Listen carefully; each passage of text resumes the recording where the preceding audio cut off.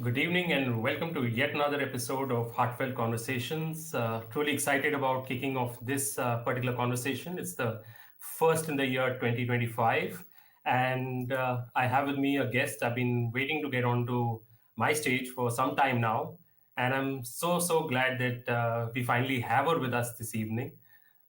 Sana is someone I've known for a while now, and she's an accomplished coach, but more special because she's my coach, and she's really helped me in multiple ways over many years now, and she continues to do that. She's someone I truly value, and I want to bring her on stage while I share a little bit more about her as we move forward. Thank you all for joining in this evening. It's an absolute honor and pleasure to be able to spend time with all of you. So, welcome to the stage, Sana. Thank you so much, Vikas. Such a pleasure and honor to be here with you today.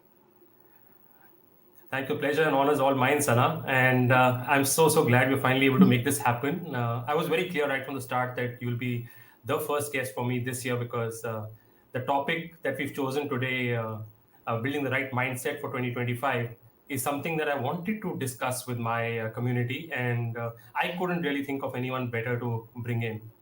So, those of you are listening in, those of you are already logged in, drop in a hello and hi in the chat so we know you're here, and we'll kick it off from there. I must share that Sana has been someone I've known for a while. Like I said, she's a coach with a crazy amount of accomplishments and certifications. She brings to the table about 24 years of experience in the field of human capability. And more than that, I've also experienced her coaching over the years, like I said, and I found her to be very measured, very perceptive, very calm. And that's pretty interesting because it's not a textbook approach that she follows, even though she's got all these amazing certifications from the ISTD and from the Coach Masters Academy Singapore. She's incidentally a master certified coach from the International Coaching Federation. And most recently, son, if I'm not mistaken, you've also been certified from the European Mentoring and Coaching Council as a senior Yes, practitioner. Is that correct? yes. Awesome.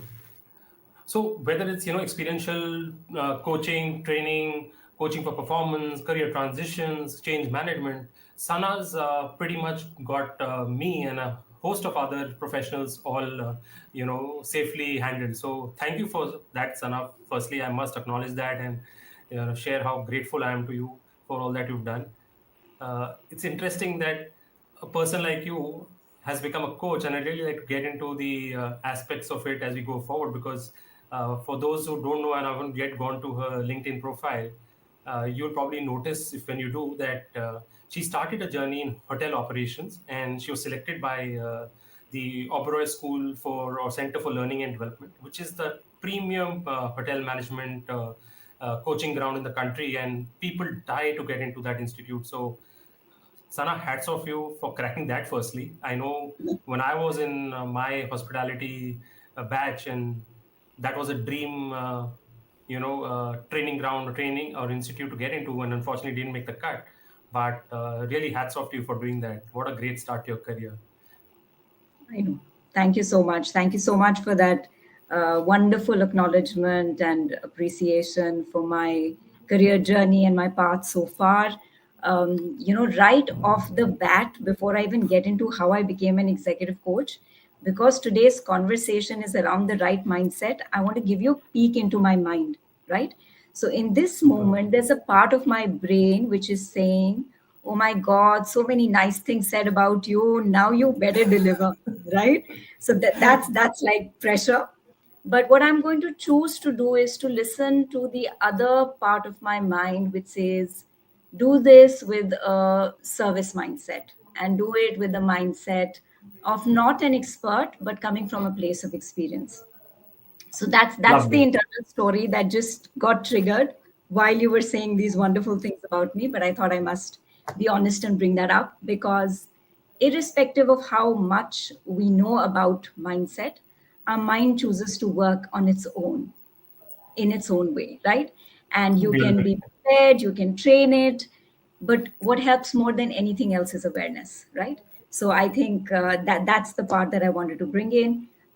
You have spoken about my journey so far, moving from hotels, and yes, starting my career with a company like the Oberoi Group is, I think, the right start for me in terms of what got me to this place is because it was whilst I was working with them that I really built the connection between what it means to be a part of human resources that gets trained well and then is able to perform, unlock their potential, contribute to brand value, and hence the connection between learning and development, performance, unlocking capability, high achievement was established in the first couple of years of working. So I think that's how I moved from operations into learning and development, because I think my training ground was so fantastic and I had such a privilege to be working with an organization that invested in my learning and development to begin with, so that I could become a professional to serve their organization, which I did partly. And then I moved into becoming a learning and development professional completely. And how I moved into executive coaching was quite organic, because L&D for large corporations, doing workshop, doing facilitation for a huge batch of people, always left me with the question that the learning is happening, but is the change that we are trying to do, is it sustainable? Is it going to last? Because change takes time. So I was always curious as to how that happens. And I began to discover as to how adult learning modalities are, and executive coaching was one of them. So organically from training and facilitation, I moved into executive coaching, I think about 12 years ago, and Wow. I'm absolutely loving it. I think it's my ikigai. I'm very, very passionate about it. I think I'm naturally inclined to it. I've skilled and developed myself. I think the world really, really needs it. It's a highly gratifying job. I'm very privileged to be here. And of course, you can get paid for it. So I think it comes in the middle of what Ikigai is. So, yes, coaching now is my Ikigai. Amazing. And, I could relate a lot to what you just shared because, like I shared back in hotel school, one knew of the Oberoi School as being a training ground with superb standards, with incomparable standards, attention to detail. And of course, if I'm not mistaken, Mr. PRS Oberoi was the person behind it all and someone we all looked up to. And I think by structuring that entire coaching training into a program, which I'm sure you and your compatriots went through, possibly ingrained it into your DNA to a level where you've kind of just grown with it. So superb to hear Absolutely. that. Absolutely. I And am so, so grateful and privileged for that one experience to start my career with. superb. And I'm sure at some level, while it was a starter point, I also now, of course, since I follow you on LinkedIn and I also keep chatting with you on and off, I also see these lovely photographs of you as a high altitude trekker at one point, and then the very next week you could be meditating in the middle of a lake and calm as a cucumber, as they say. So, how do you juggle, or what is the mix of both of these extreme activities in your life, and how are they shaping your executive journey going forward? Is what I want to understand. Yeah. So I think my life landscape has been a mixture of choice and chance, like it is for a large number of us. But I think for me, there are some very mindful choices I've made along the way. And by God's grace, I've also got chances to be able to do that. So, of course, I wanted to be in the space of learning and development very, very clearly, because when I stopped working in hotel operations and I was like, what is it that I really want to do? I knew I wanted to be in the learning and development space. It was not sales and marketing for me, even though I do have that sort of skills to be with other people and interact. And, my service orientation is very high. I knew learning and development is what has my heart. So, some sort of clarity from a very young age brought me to the learning and development space. Very quickly, I understood that, of course, my energy doesn't come from doing large interventions. My energy comes from doing smaller, more bespoke, more customized, small group kind of interactions. So I developed that journey. Once I got into the executive coaching space where I was doing one-on-one coaching, it also gave me the flexibility of time and space. And of course, becoming a wife, a mother along the journey, I had to take certain steps back and forward to be able to balance work and life. And I took all of those very, very consciously, because I just didn't want to look back at my life at any point in time and have a regret.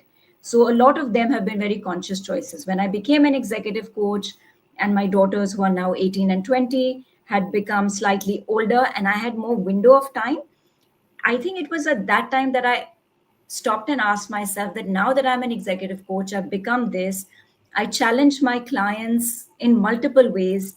How am I going to challenge myself? Oh, So high altitude trekking, really focusing on my well-being, learning more, developing more, getting my certifications done, becoming an entrepreneur along the journey. All of those were things that I did to challenge myself, so that when I sit face to face with another human being and I challenge them and I challenge their status quo, the mirror that looks back at me should not make me feel in shame, right? So I have yeah. lived my life so that I can sit across a human being and challenge them. So high altitude trekking, yoga, all of that is a part of this journey.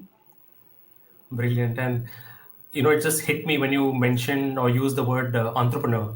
And as an executive coach, I don't think many people see it that way, but yes, I think there's a direct correlation. While you may not have, let's say, a app or a HR, what should I say, a tech engine behind you, you are pretty much donning the entrepreneur's hat by having to cold call, having to create your brand Absolutely. persona, having to reach out and uh, grow your business organically. And I'm Right. sure many of the coaches who are listening in this evening will possibly get another pointer to think about. So thanks for sharing that. Yeah, absolutely. It is an entrepreneurial journey. And, I really struggled with it. I was like, somebody else needs to sell this, somebody else needs to do this job. I just want to coach. I don't want to do anything else beyond that. But then I was like, look at me, I go in spaces and tell people, expand yourself, grow, push yourself, be uncomfortable. And look at me, I'm not doing this. So I was like, no, has to be done. Let's get there, let's do it. And now, and honestly, today, everything that I share, Vikas, I really hope that everything that I say should be done is something that I have done. So I speak from a place of experience and confidence to say that everything that I'm asking you to do or telling you to do is something that I have done, is a journey that I have walked in my own way, right? So that Super. that's the kind of time and space it took me. So all these certifications that you see, right, they are of course a part of the journey. They are to establish your credibility. But I think what really a coach needs to do is build themselves as a human being, right? Very well said. It's the internal work that you've done on yourself before you can ask somebody else to do that, right? And Yeah. that's been like the biggest integrity factor for me, and that's how I've kind of shaped my career. I think that's a message everyone should clearly take away because, yes, unfortunately, thanks to the social world, we have, like they would say, more talk and less walk. And I think we really need to find that right balance. So thanks for bringing that in, Sana. I want Yeah, to get into the meat of the discussion this evening, something that we absolutely. planned to. And while I have my thoughts about this topic, so to speak, or the space we're in currently, I know that you meet with and you interact with a whole lot of professionals from across different countries, companies, geographies, and Yeah, I just want to first understand whether 2025, in a sense, is it any different from 2024, 2023, the way you're seeing it, or the way you're hearing from your coaches, the people that you coach? sure. So before I can tell you how I'm seeing it, let me just kind of place here the kind of diversity that I'm working with. Sure. I'm working with clients all the way from United States of America to Australia. I am working across industries. So it is tech, it's pharma, it's finance, it's consulting, it's manufacturing, different industries. I'm working with people literally ranging from 28 to 62, right? So this is a large diverse group of people that I have worked at least in 23, 24, and now 25. And what I'm seeing is, of course, it's different, right? Remember, at the cost of giving away our age, there used to be this ad that used to come from Maggie Hot and Sweet. It's different. Yeah. So it is different in the sense that there is the hot part and there is the sweet part. Let me tell you what Mhm. the hot part is. The hot part is, at least towards the end of 2024, what was the mindset? There is burnout, there is exhaustion of a certain degree, right? There is the question mark on professional continuity. There is huge amount of distraction because of social media, right? And there is this constant ask of organizations to do more with lesser, right? Yes. You have to continue to do more but with lesser resources in possibly lesser amount of time. Constant organizational restructuring that's happening, right? So this is the hot part. The sweet part is, and this is a transition that I'm seeing now from 2020 to 2025, so COVID to now, is that I'm seeing a lot of people now sit up and say, it is what it is, right? So that victim mentality is going down a little bit. The resilient mentality is coming up. When they are coming into sessions, they're not coming so much from a place of sharing their grief, but they're coming from a space of saying, how can I upskill? How can I reinvent myself? How can I be future ready? Right? How can I work on myself? And people are owning themselves more. They're saying, I want work life balance. I want to lead a holistic life. I'm not going to chase success the way I was socially conditioned to change or chase it, right? So there is an expansion in the mind that I'm seeing, and that's the beginning of 2025. Of course, it's just been like 20 days, but maybe it's the spirit of the year, or maybe it is just a phase where you say, okay, change, change, change, change. It's happening. It will continue to happen. What do I need to do with it? And how can I seek help for it? So that's the mind space that I'm seeing people in. I'm so glad to hear that. I think if I talk about the Indian environment, I know the last 6 to 9 months have been tough for a lot of industries. Yeah, We had the share markets which were going crazy in the first half of 2024, making everyone yeah, feel like they were cat's whiskers. And the moment that also kind of tuned down and kind of slowed down, suddenly you had people start questioning the fundamentals of every business. And now we are at the stage where possibly everyone that I'm speaking to is walking very cautiously on eggshells. But I'm glad that you mentioned that people are at least asking questions in terms of how do I learn or uplearn or yeah, learn yeah, new things so that I can become more future safe. And so yeah. good to hear that people are already thinking proactively. So having said that and having established that, I think the next logical question then, Sana, is what is the right mindset for 2025? I mean, before we say or before we discuss how do you build on it, Yeah. any thoughts on what should be that right mindset? I think this is the right mindset, right? The mindset that you get when the year is beginning, right? When there is this sense of hope, when there is this maybe things are going to be different this year. If we can just sustain this energy instead of it just fizzling out by January end and us getting back into the loop February onwards to say can't do it, right? If this energy can be sustained, then it's wonderful because is there another way to be? For example, we are all constantly looking at news, we're looking at views, we're looking at astrological predictions. We are hoping somebody can tell us what does the future look like. And the honest truth is no one can, right? And we should have learned that in 2020 when COVID hit. Yes. Nobody predicted it. Massive predictions on when it's going to end, how it's going to end. None of them worked. Nature took its own course, things sorted when they had to, right? So life is meant to be uncertain, it's meant to be unpredictable, right? So, for example, the VUCA world becoming more volatile, more uncertain, more complex, more Mhm. ambiguous. So, you've got to develop your own framework.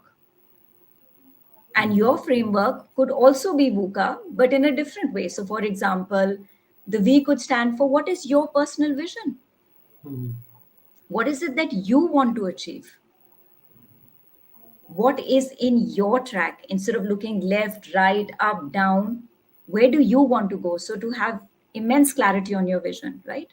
The U could stand for how much do you understand yourself? Who are you? What is your purpose? Who are your people? Who is your tribe? What would you regret not doing in life? That's the understanding that you need to get, right?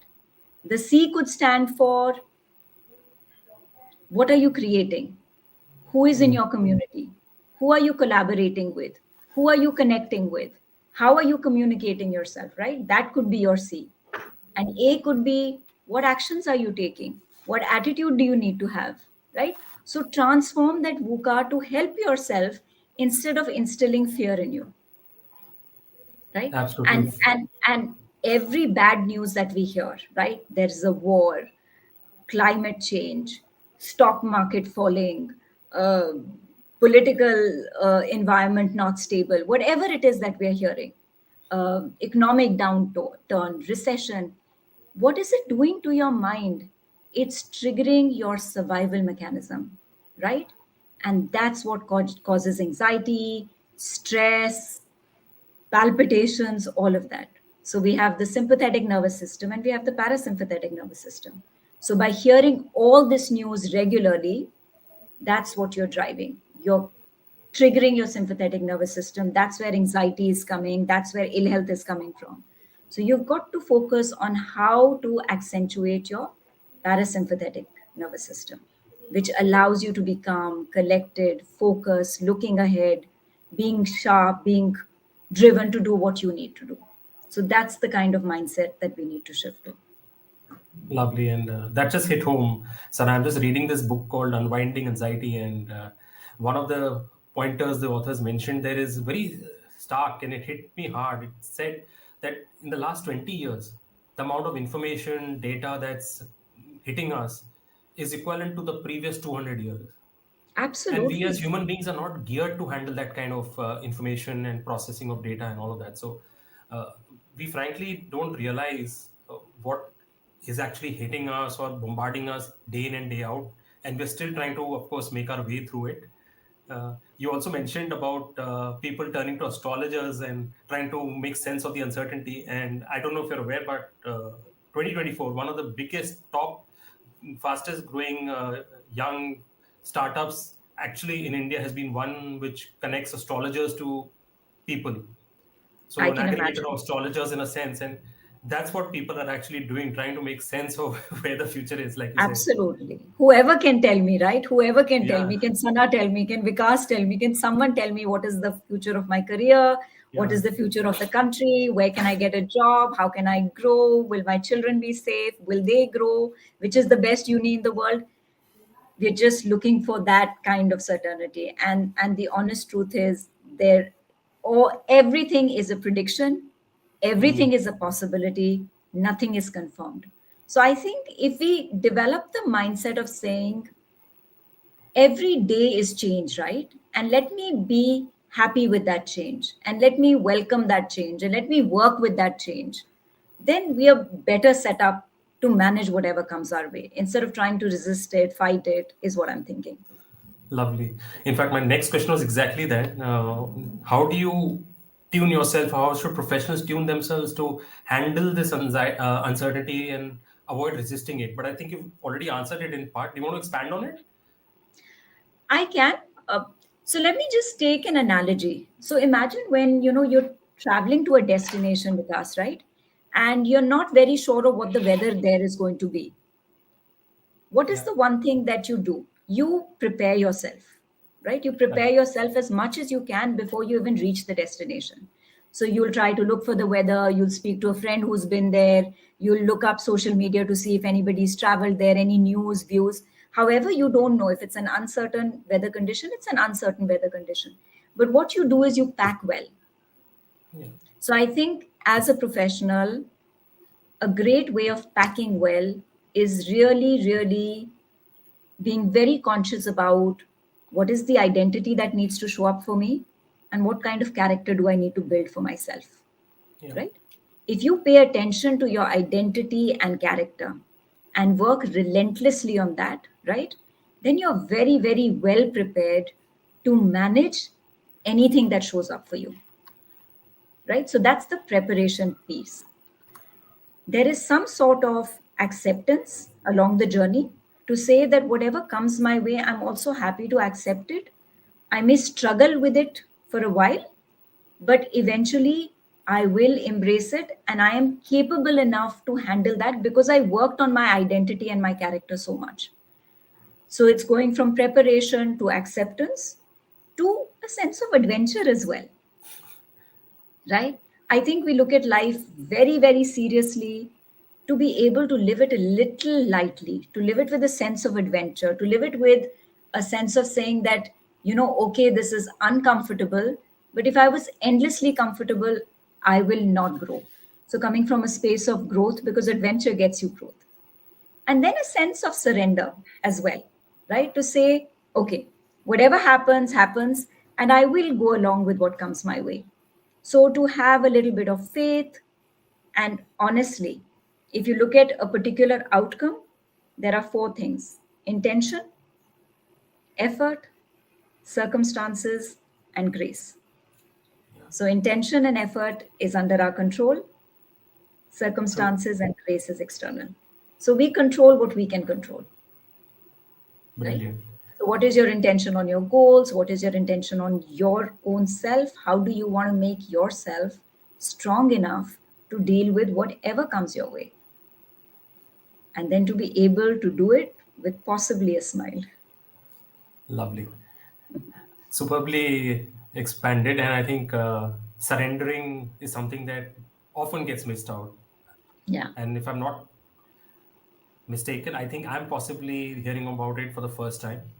So I'm glad that you mentioned it. It's something that I will possibly come back and rewatch this to allow myself to absorb it a little bit more and yeah, start ruminating or thinking a bit about it as well. So yeah, thank you for that, Sarah.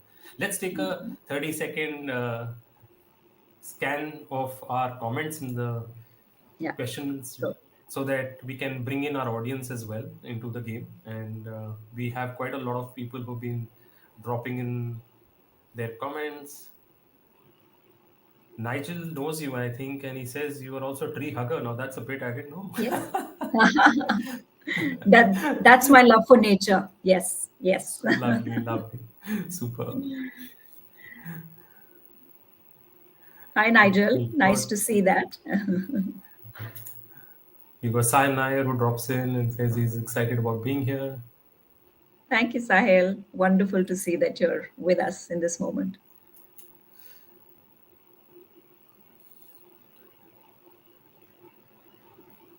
Nigel also has an insight to share. He says new mindset is to be a VIP, someone with vision to inspire self and others to live and work with purpose. Wow, I Work love with that. purpose. Yes, Lovely, absolutely. super, you know so great. Nigel is also my mentor, right? Oh And wow, I'm so glad to have him here. A lot of what I know about learning and development and inner work and purpose, passion also comes from Nigel, so I'm so glad he's watching me in this moment. super. So, reminder to folks, do drop in your questions for Sana in the chat. We also have the coach's coach online today, so maybe we'll get a few pointers from him as well. Thank you, Yes, Nigel. absolutely. Super. So I must share at this point that Sana, you've been instrumental in my journey as well. I've shared that in the post. I know many other people. I don't know them directly, of course, because you have this very strong client and coach confidentiality piece that you're very very rigid about. But I do know for a fact that you've transformed my life in many ways, and one of the pieces is this book which I managed to put out there, and it's called HR in My Heart. Uh, just prior to this conversation, I was picking this up and just leafing through it, and I remembered that your name is mentioned in the acknowledgements right here on the top as someone who encouraged me and guided me to put my words into this document and push it out in the world, and it's received so much love. So thank you for that. Uh, share a bit more about some of the unique pieces of what shall I say discovery that have happened thanks to your intervention. So, you know what? Before you even began this, I wanted to bring the spotlight on you, Vikas. Your own, because people here know of you, they know your journey. I think the way you've reinvented yourself, the way you've challenged yourself, speaks about a fantastic mindset, right? You couldn't have arrived here without the mindset that you have, irrespective of, giving me the credit of saying the fact that you even arrived for a coaching conversation to say that I'm looking at this or I need help here, I think speaks about a mindset that is willing to open and expand.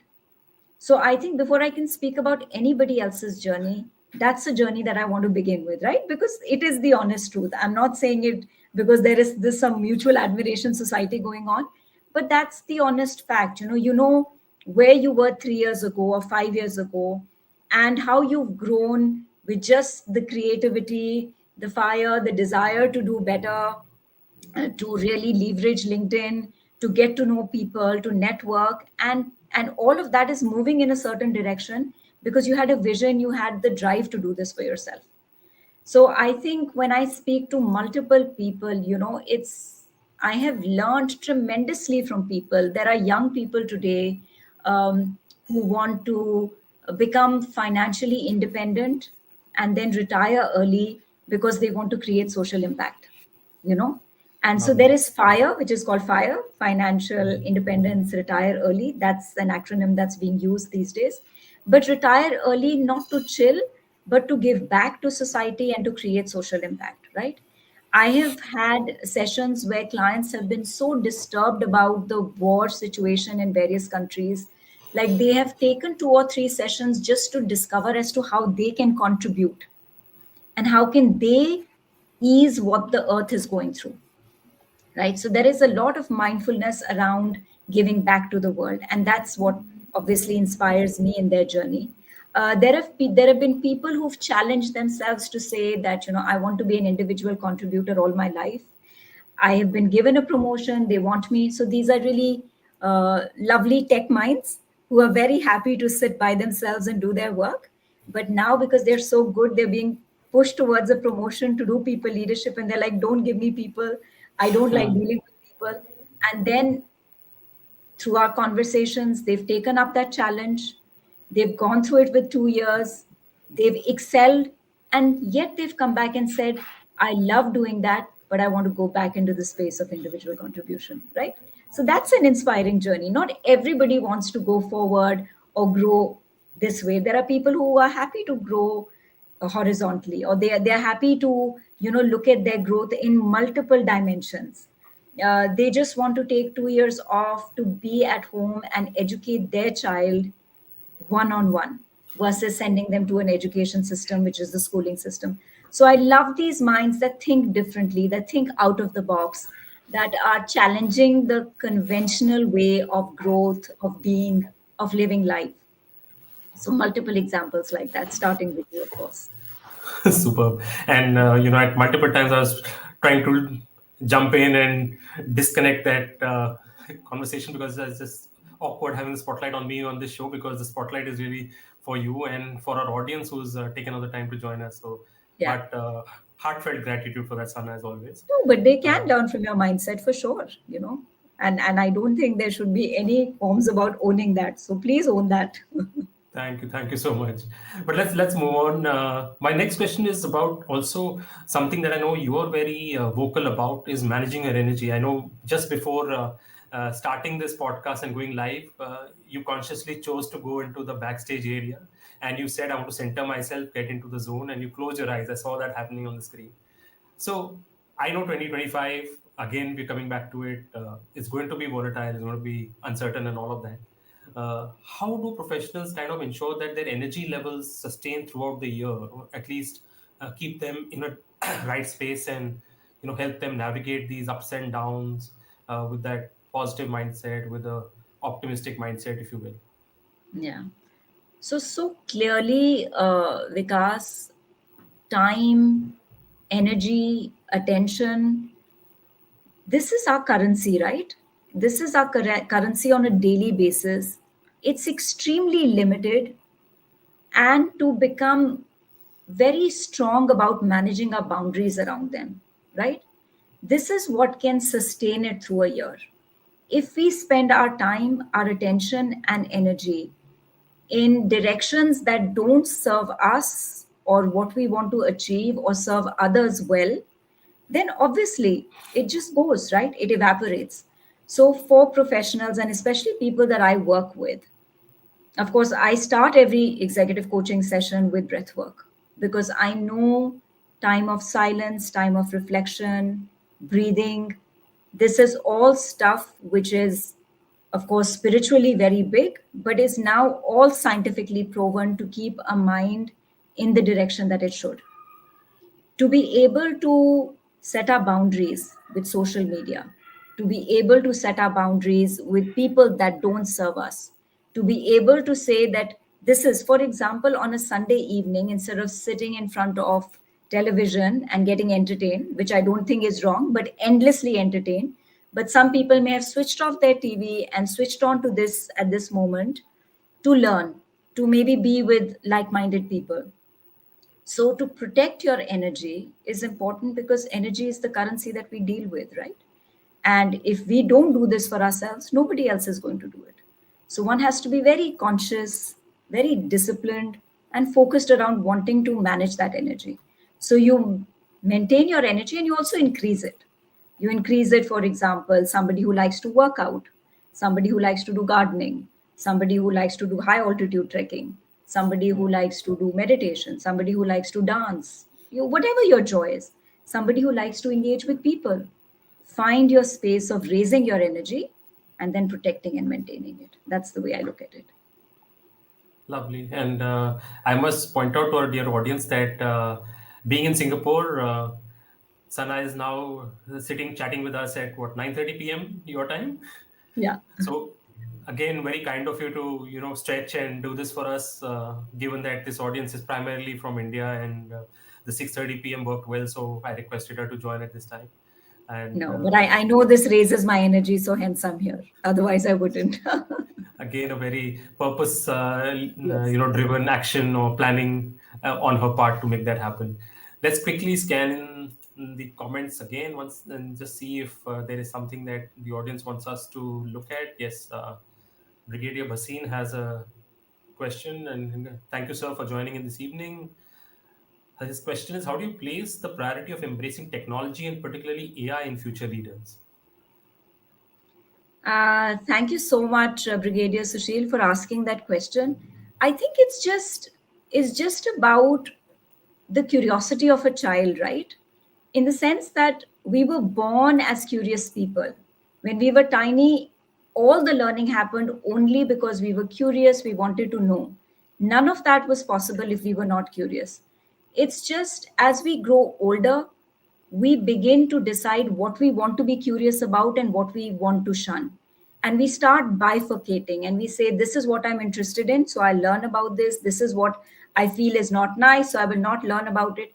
But if we can just go back to our childhood self without judgment, be curious, be open, learn, engage, experiment for ourselves, play with it like we're in some lab, I think we'll all learn and become better. I think that's when we'll genuinely have interesting conversations and point of views within a space. Otherwise, we just hear things and we make up our minds. But I think to really embrace learning means just remain curious and have those conversations and get challenged and let someone push you in the corner and say, no, you have to learn this, and fight with it, but learn nevertheless. I hope that answers your question. So, curiosity in one word would be the answer. Thank you for addressing that, Sana. I do want to remind our guests that we have HR Mahat Lucky Draw. One of the winners from Lucky Draw will be lucky to get my book. I'll have it couriered across. But for that, you just need to do one small thing: comment hashtag Sana Thrive for you in the comment box on LinkedIn or YouTube, wherever you are, and we'll pick up the lucky draw winner from there. So go ahead, the field is open. One of you is going to win this book. So, Sana, next question for you from my end. And it's a fairly straightforward question because it's something that I have also personally experienced. And it takes a lot, given that times are uncertain, given that there's high pressure all around in our workplaces. What is your thought about emotional agility? Is that a skill that is still relevant in 2025? And if so, how can leaders cultivate this in themselves and their teams? I think that's a very, very relevant question, right? Because where do emotions come from? They come from a space of thought, right? If there is a thought in our minds that things are uncertain, they are not safe, we don't know how it's going to be in the future, the emotion that is going to come out of it is going to be one of worry, right? So, one you're saying is that you're already in that emotion, and how do you manage it? And do you need to be agile? I would think so, because worry will take away from your energy versus bringing that capability forward to manage the uncertainty, right? So, going back to what I was just speaking with the brigadier, even if you go back to your childhood, our emotional agility was much faster and higher, right? In the same minute, you can see a child going from bawling to laughing, right? And that is emotional agility, that they're in the moment, that if they're in pain, they are crying and they're expressing it. But when that pain has been soothed, they've gotten over it. As adults, we begin to carry emotional baggage, right? So to feel an emotion, to express it, nothing wrong in it, must be done. Emotion is energy in motion. It has to move. So you've got to allow it to move. However, you don't need to hold on to an emotion and stay with it, especially if it's not serving you, right? So when we speak about mindset, because the movie that really comes to my mind is Inside Out, right? The animation which talks about what is happening inside our mind, right? So, what is the setting of your brain and who is at the panel? Which emotion is there? Is it anxiety? Is it sadness? Is it joy? Is it courage? Who's there? Right? And it's in our hands to say, okay, right now sadness is there because maybe I've lost my job, or some I lost a colleague in restructuring, or I'm having to work a lot beyond my capacity. And it's okay to feel sad and express it. And you can decide how long you want to be sad, because that can't be endless. But then you put some sort of a boundary to it. Say, okay, I'm going to grieve for this much time. However, after that, I need to move on. And then you need to get somebody else at that center to take over, right? Whoever serves you, whoever helps the case, instead of sticking with something. So emotional agility is a requirement. It'll always be a requirement. If you can't relate with it, just look at your young children at home, look at a niece, nephew, or your own baby picture. You were extremely emotionally agile once upon a time. What happened to you? You know. True that. And the movie Inside Out, and I made a note of that. Got to catch up on it somehow. I haven't seen that Oh, one. you must. It is Okay. it, if you want to learn about mindset, it's a Okay. wonderful movie. It's an animation. So watch it with Sure. your children. And I think Will do. it'll give you a lot of interesting ideas as to how the mind operates, right? And Yeah. it's a lovely animation to check what the mind is doing and how it's functioning at all times, and what can serve you Super. and what can take away from it. Lovely. And you mentioned it. I had a different question of mine earlier, but now that you use the word children, and both of us happen to be parents as well. So Yeah. I'm just curious to know that does the coaching mindset of yours also try to or attempt to coach your daughters in a way, or at least help them develop the mental resilience, the emotional ability to be better prepared for the future? Because that's something I struggle with when I now look at my children. I'm like, I don't want you to make the mistakes I made, or I would Yeah. wish that you were stronger in ABC areas. Yeah. And Yeah. they're like, no, man, I just watch my K-pop video. Yeah, correct. No, I think the statutory warning, don't try these stunts at home, right? I think that's the sentence written in bold font 92. That's it. I think they just have to learn through their experience. And of course, when I had started my coaching journey, I was like, I'm going to nail it. I'm going to make my kids superstars, right? They will know everything. But I think just very quickly I understood that no, that's not going to happen. And they have to learn from their own experiences. They are their own people. My job is to role model for them. My job is to give them the opportunity. My job is to nurture them. And then my job is to let go and surrender. So I'm after these many years of motherhood, my job is not to turn them out into perfect people. My job is to help them become who they are meant to become, whatever it is that it is. So Wow. that's where I'm at. Beautifully expressed. And I think that makes me feel a little better because all my attempts have so far failed. So I'm glad you articulated it so beautifully for Yeah. me. And I tell people, as much as I speak about role modeling, I'm waiting for the next 10, 15 years to see how my children shape up. because I have really worked a lot on role modeling the right kind of behavior. If this doesn't work, Vikas, I will write a book to say, parents, live your life, role modeling does not work. So, but I'll have to wait it out. I'm waiting it out for the next 10 to 15 years to see how So these this is girls shape a up finally. super. No, I'm no doubt in my mind, having known you, that they will be, beautiful people at the end of the day. And They are role special modeling girls. is Yeah. something that you spoke about. I'm sure they're watching you at home, and probably at some point watching this, they'll be super proud of you. Thank you for that. I hope so. But luckily, they are their own people, and I think that's what I'm Mm. very, very proud of. They're not like me at all. They're very individual, distinctive personalities, and I'm glad that I didn't overshadow them as a parent. So I'm glad to see them Awesome. grow in their own journeys. Yeah. Glad to know. Again, I know my community, and I know that a lot of folks in this group, at least, would tend to be at middle or senior levels in their organizations or in their, journey in life. So I'm sure this will be very, very valuable to them. Though we digressed a bit in a sense, but Yes. I think valuable digression and helpful. Parenting So mindset. yes. So the question that I have for you, Sana, here is also because, again, coming back to the point that you very active in trekking, you also meditate, and I know while they both work on the mind in some sense, they also obviously work on the body. So, Yeah. what is the correlation of the body and mind when it comes to the right mindset?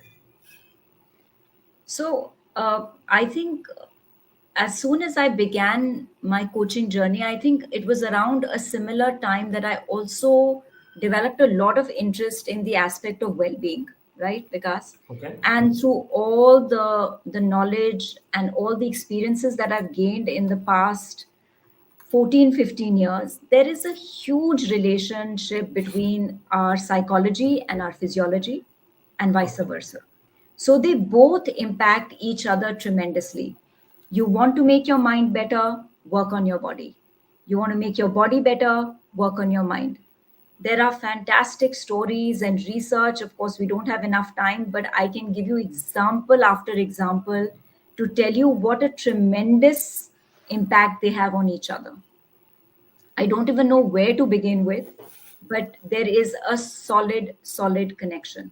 There is a solid connection, and the interesting part is in 2024, in 2023, I did a 200-hour yoga teacher training program, right? Because I just wanted to, not because I wanted to teach yoga, but I wanted to take my learning deeper. And the scriptures or the Yoga Sutras 2000 years ago, the stuff that they have written or what is written there is prevalent in psychology today because I also learn psychology. I also read on psychology. It's interesting that the the reason why yoga was done was to make the body still and happy, right? So, Sukh and Sthir, these are the two aims of yoga, and how the body, the mind, the breath need to be aligned to get you there. So, of course, yoga is so much about asanas, but there's a lot about living life a certain way that allows for this mindset to develop, which impacts your body, and your body impacts your mind, right? So, there is a research that has been done a couple of years ago, which said that um, housekeepers working in a hotel, right? They do really hard work, making beds, hoovering, cleaning the room, and they don't even consider that to be exercise, right? So when they were interviewed, they were asked, "Do you exercise?" They said, "No, we don't exercise," right? And then their vitals were taken, their blood pressure, their weight, etc. After a couple of days, 15 of them were taken, and they said, "Do you know that the kind of work that you do actually is called exercise? The amount of work that you do is exercise. You may not be physically going to the gym or running, but the kind of True. lifestyle that you have, just this information given to them, that their mind kind of absorbed this information, they continue to do their jobs. When their vitals were checked after a month, every vital had become better, right? Just with the information that you are actually exercising. versus them having a mindset of saying, I'm doing a job and I'm not exercising. Just this difference of what was fed to the brain had a change in their vitals, right? So there are multiple studies like that which have given us, and of course, the placebo effect, right? Yeah. That is something that the mind is told and the body behaves in a certain way.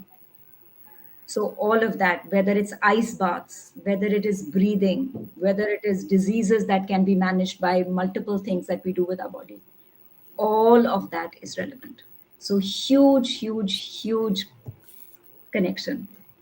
Lovely. And the human body is, I think, a marvel, like you clearly brought out. Absolutely. Still getting Absolutely. unraveled, still being understood. There's so much more ground Phenomenal. to be covered. Yeah. The But yeah, power I of the think, mind and the power of the body and the connection of the two and what the two can do is incredible. yeah. And what you just shared should make someone like me feel ashamed who's been skipping gym because it's been very cold in Delhi. So Huh? uh, I think I need to step up my game and message for Absolutely. everyone out here who's in the same boat from Sana. Yeah. Yeah. Don't let the Absolutely. cold stop you. Never, ever. And if you can, have a cold water shower. Ooh, that one requires Really, some really. mindset shift. Fantastic for the mind, even better for the body. Highly Oh, wow. recommended. Yeah. And Super. and I told you, I said I will never say here anything that I've not done myself. So I was in Hmm. Delhi a couple of days ago and I've done this. So I'm saying it from experience. Here's a salute for you. Super. So, another question. I'll just scan the comments box, see if anything needs to be showcased or any questions. Noni, a very dear community member, friend, uh, also Yes, agrees Noni, with your pointers absolutely. about kids. Yes, absolutely. They make their choices, their experience, they'll create their own life, right? Fantastic. Yes. Super. Stephen is another regular attendee. He loves joining these conversations. I'm glad to see you here again, Stephen. Thank you so much for your faith. He has a question which I don't know is pointed at me or at you, but you're the expert here tonight, so I'm going to drop the ball in your court. Okay, let's co-create the answer. Let's co-create the answer because it says, how can Yeah, HR measure the effectiveness of mindset shifts within the organization? So I think mindset it's shifts. multi-layered. It's Yeah, multi-layered, right? I think a lot has to do with the culture of the organization, right? The mindset correct. of the organization. And I think in a way it's reflective. The mindset of the organization is usually what gets reflected in the mindset of an individual, and collective mindset of individuals reflects in the culture. Would you Correct. agree, more or less? Let's see how can you measure the effectiveness of mindset shifts. That is only through action, Yeah. right? And I think also, in some sense, Sarah, if you were to look at, because he's talking about measuring it, it possibly will be best brought about in, let's say, results, which are Results, absolutely. either business results, outcomes, and it could also be, for example, the employee satisfaction survey results, which Absolutely. many Engagement organizations do on a surveys. periodic Yeah, basis, engagement survey. yeah, yeah, So those data points done over a specific period of time, after, of course, bringing in some interventions, doing some amount of experiments, some amount of interventions to try and bring the mindset shifts, because they're just not going to happen without, or let's, I might correct myself, they may not happen in the positive or desired direction without any interventions. They may happen, correct. or shifts may happen in a negative direction, I would assume, if, let's say, Yeah, the environment deteriorates or something of that sort. But correct. if you're hoping for a mind shift in the right direction, in the positive direction, then I think you might need to do some stepping in, supporting, Yeah, culture building, all of that to try and see if that yeah. brings any results. So it has to be a very holistic kind of a process, right? Yes, Where you invest in a person, you have a starting point measure, you can even do a 360 feedback to see where the person was at, and then true, move ahead, do an intervention, then measure it after some time, map that with an engagement survey, any shift in the culture. So it can be a long drawn out process, but it can be measured. Can take lovely, time, can take effort, but can be done for sure. lovely. Super. So I think we just have about 5 minutes to go, and possibly the right time to let's see who's the lucky draw winner. We've been asking people to comment in the comment box, and I think we have three entries. Let's see. So we have three people vying for my book. I'm feeling mighty pleased with myself. Let's let the lucky draw start.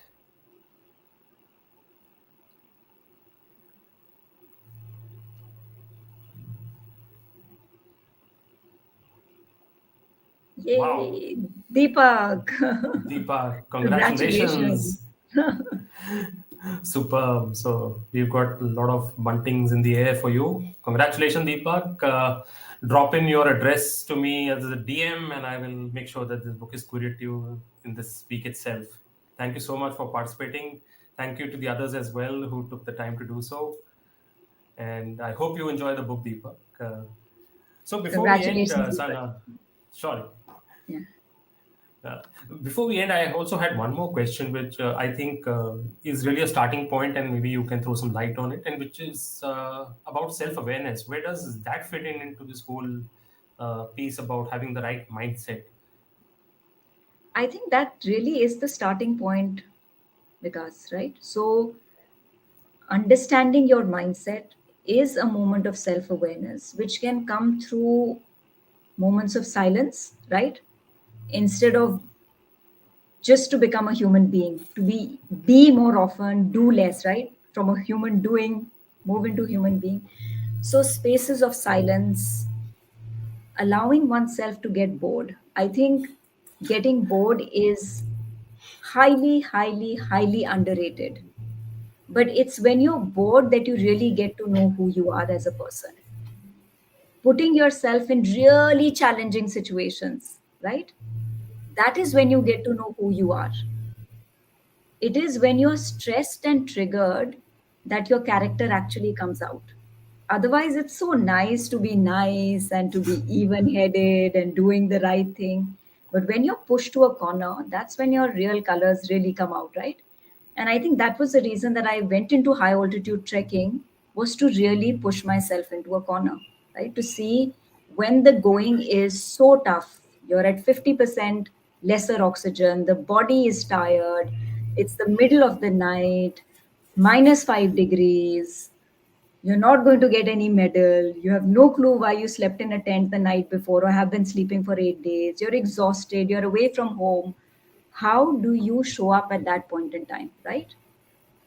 So, that self awareness is so, so critical. Getting feedback regularly from people, asking your close circle of people, people that you trust, tell me more about myself, right? And staying with yourself often enough to say, in a reflective space, to say, how did I do before? Where am I today? Where do I want to go tomorrow? Or engage with a mentor or a coach to create that space for you where you're able to do this regularly. I think self awareness is like the most important aspect of understanding your mindset and then becoming very conscious about building it in the right direction, because it is a setting, right? It Yeah. is, you have a default setting and then you want to create your own setting. How would you do that without awareness? So it's the most critical factor, and thank you for bringing that up even in the last 4 minutes of the conversation. Oh, lovely. So, great note to then end this conversation on. I think we're just almost out of time. And when my younger one tells me next time that she's bored, I'm going to tell her just chill. It's great to be bored. That's what I've told my girls constantly. Being bored is a great thing. That's the only thing that can foster creativity. Lovely, One, lovely. or not, let Well, me say the only thing, one of the things that can create foster creativity or get a new idea or tell you something about yourself. Whatever. Yeah.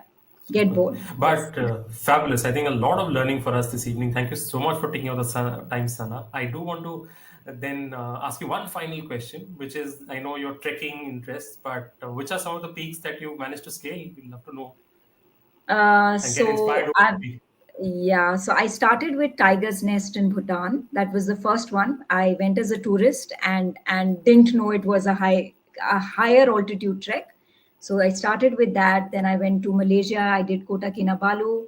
I've done Mount Kilimanjaro in Africa. and I have done. I got distracted by reading that, and I've done Sorry. Rinjani in Indonesia. So all of that. So a couple of five mountains now. Yeah, and Everest Base Camp. Wow. Yes, how could I forget that? How could you forget that? It's superb. I mean, hats off to you. I Thank you. mean, the number of hats you juggle, and the best part is that you really, like you said, pushed yourself to the limits in all of these. You continue Yeah. stretching and raising the bar, something that you do personally before you try and coach and guide others to do it. Speaks Yeah. volumes about you, Azana. And my No, I'm respect for so you glad. continues to increase, and gratitude for everything that you do. I'm sure so many today would have benefited from your sharing and will continue to, because this recording will stay live on the platform. Thanks once again for taking out the time on a late Sunday evening in your home city. And we look forward to hearing from you once again, some other conversation, some other time. Goodbye Thank you and all so the much, best. Vikas.